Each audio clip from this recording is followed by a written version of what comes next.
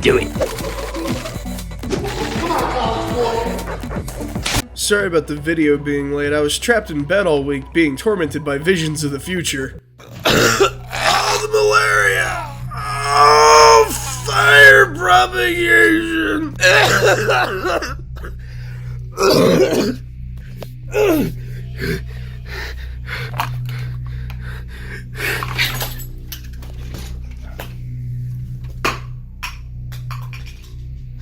That video's coming. Stop asking for it. Deadbolt is the stealth action game that everybody thought Gunpoint was, and I often feel it's overlooked because of that. Probably doesn't help that they also look like the same game. Oops. It's got charm, satisfying gameplay, and a world that's just fleshed out enough to pique your interest for an expansion on the game's lore. It's also pretty rough around the edges, like most Game Maker games. So let's not waste any more time. Let's get into another night, another tutorial. The controls are signposted on the wall, there's a bunch of undead in front of you, and no, that's not the only toilet that goes directly to the vents. I think it's normal down here. But that begs the question, where exactly is here? Well, I know it's not hell because that's across the river, and I know for a fact that this isn't the real world because people are coming here after they pass on, and with the Eternal Nights, I'm getting the suspicion that we're in some form of purgatory. Okay, I think I jumped the gun a bit, because lore is not until the end of the video. So the basic formula of Deadbolt is a familiar one. You come home, your fireplace poetry slams you, and then you go to some seedy location to reap souls for Charon. Karen? Charon.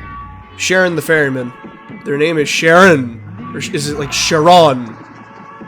Hurrah. Not to say this formula doesn't get shaken up a few times, it does, but this is the status quo and I can already see it being compared to Hotline Miami. Listen, I have more than enough hours in both Hotline Miamis to justify some level of authority when I say that Deadbolt and it are only similar on the surface. I have a lot of hours. You know what's funny, right after this gag I went into the differences between Hotline Miami and Deadbolt gameplay-wise. And, well, I think anybody with half a brain cell could tell you why they're different. I mean, just look at them. It's clear that they're different. So I'm sitting here 2 weeks after I wrote that original script and I'm wondering why I wrote it. I think I know why.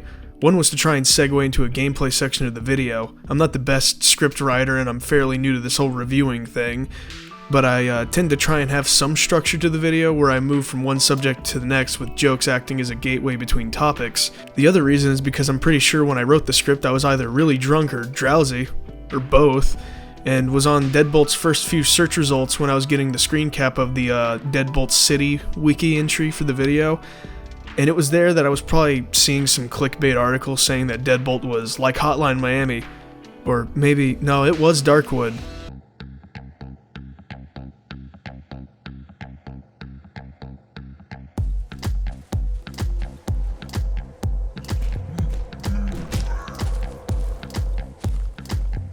Because Hotline Miami has somehow become the Dark Souls of violent 2D indie games, and as such everything will be compared to it until it becomes a meme that gets ran into the ground. Which is a real shame, because I have many hours. But the thing is that I know that deep down inside of me, deep down, I don't find Deadbolt's gameplay very fascinating. I know it must be very confusing coming from the guy that likes the basic bitch of top-down shooters, but when I originally wrote this video, the main thing that I had in mind was the lore and story. Not the gameplay, not the level design, just the story, and even now reading my story section for this video reads more like a discount game theory more than it does a story analysis. So what is there even for me to talk about?